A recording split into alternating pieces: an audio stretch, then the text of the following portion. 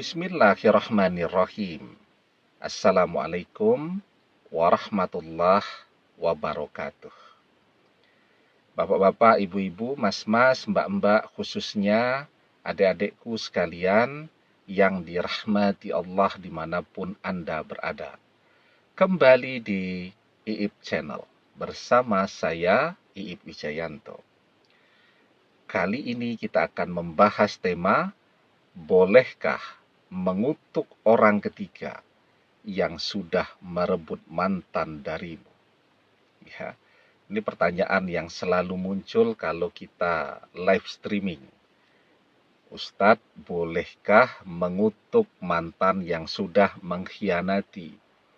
Bolehkah mengutuk orang ketiga yang sudah merebut mantan dari kita? Bolehkah berdoa yang buruk untuk mereka? Ya.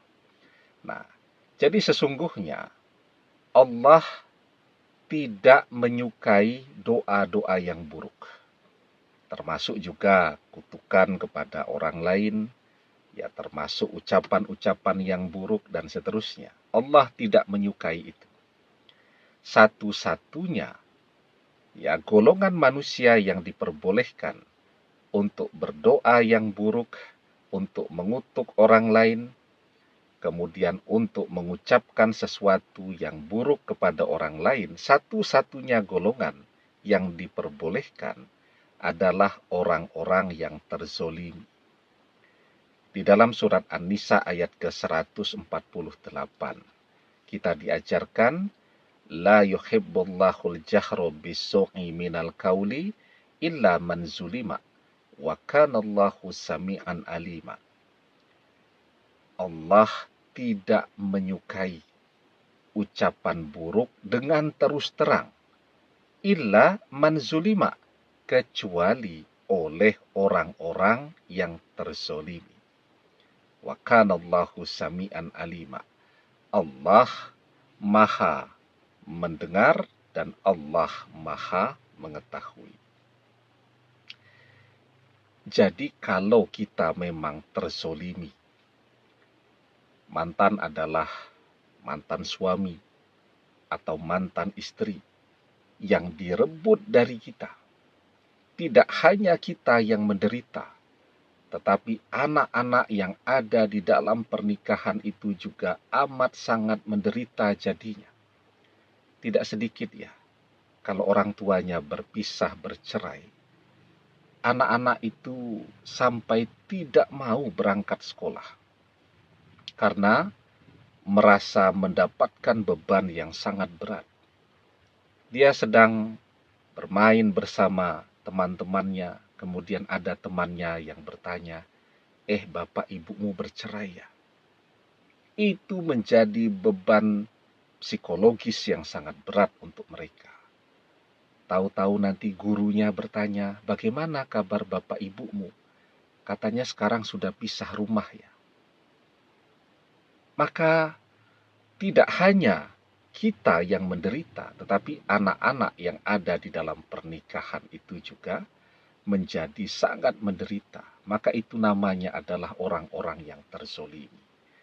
Dan orang yang terzolimi itu diperbolehkan berdoa apa saja, mengutuk apa saja orang-orang yang sudah menzoliminya, ataupun mengatakan apa saja. Ya, begitu juga yang masih gadis ataupun bujangan. Mantan ini adalah calon suami atau calon istri. Ya, bahkan ada juga yang seluruh keluarga sudah tahu akan menikah, bahkan sudah mencetak undangan pernikahan. Tiba-tiba dia mengkhianati, dia pergi dengan orang ketiga. Tidak cuman kita yang menderita, orang tua kita bahkan merasa jauh lebih menderita lagi. Karena tetangga-tetangga sudah tahu, keluarga-keluarga sudah tahu semua. Beban mereka jadi lebih berat daripada kita. Ini namanya adalah orang yang terzolimi. Dan orang terzolimi diperbolehkan berdoa apa saja. Nah, orang yang terzolimi itu adalah orang-orang yang doanya mustajab.